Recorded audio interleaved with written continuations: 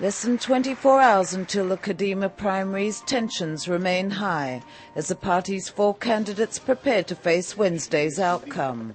On Tuesday, the polls reported in the nation's daily newspaper showed that Foreign Minister Livni was leading with 42.5%, followed by Transport Minister Mofaz with 30.4%. Public Security Minister Dichter had 9.6% and Minister of Interior Sheetrit was estimated to receive 7.4% of the votes. With only one candidate to be voted in as party leader in Israel's next prime minister, political analyst and Jerusalem Post columnist Amot Sasel commented on the leading candidates.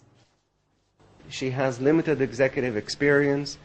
In my view, she's not impressively charismatic, and I have yet to see that she also possesses the kind of vision and inspiration that you expect from prime ministers anywhere, but even more so in Israel.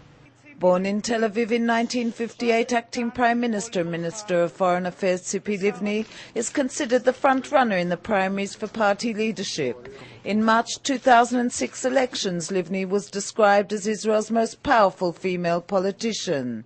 In her political career, Livni has held a number of cabinet positions, including Minister of Regional Cooperation, Minister of Agriculture, Minister of Immigration, Housing Minister, and Minister of Justice.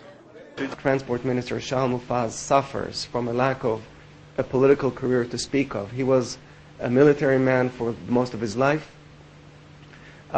He was Chief of Staff and later plucked from there immediately into the position of Minister of Defense by Ariel Sharon. This is no way to become a politician. He doesn't understand the issues, that's clear.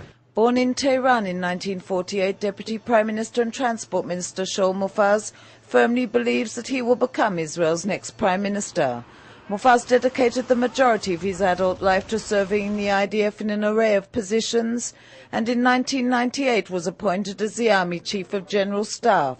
In 2005, Mofaz rejected Sharon's offer to join the Kadima party and announced his candidacy for the Likud party leadership, but in December 2005 joined Kadima. He has been Minister of Justice, Minister of Finance, Minister of Education. He's really been around. He was a very successful mayor.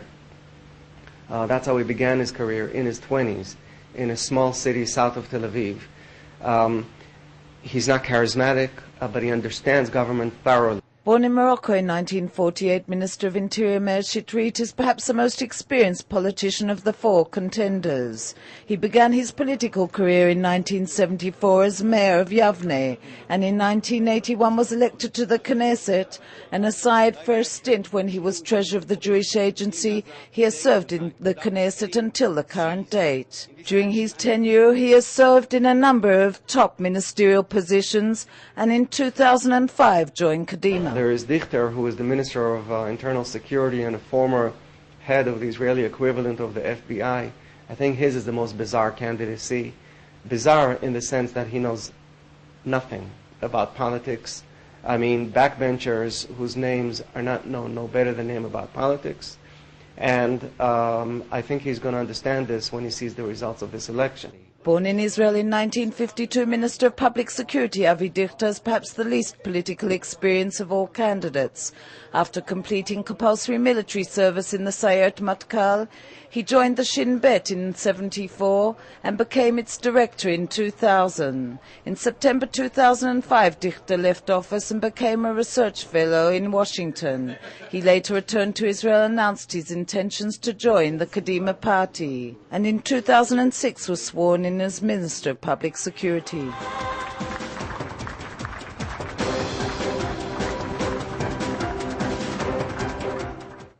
Sheetrit and Dichter are lagging behind in the polls. Livni and Mofaz want the primaries to become a two-candidate race because 40% of the vote is needed in order to avoid a runoff race between the top finishers next week. Wednesday night, the nation will know who will be charged with running the country.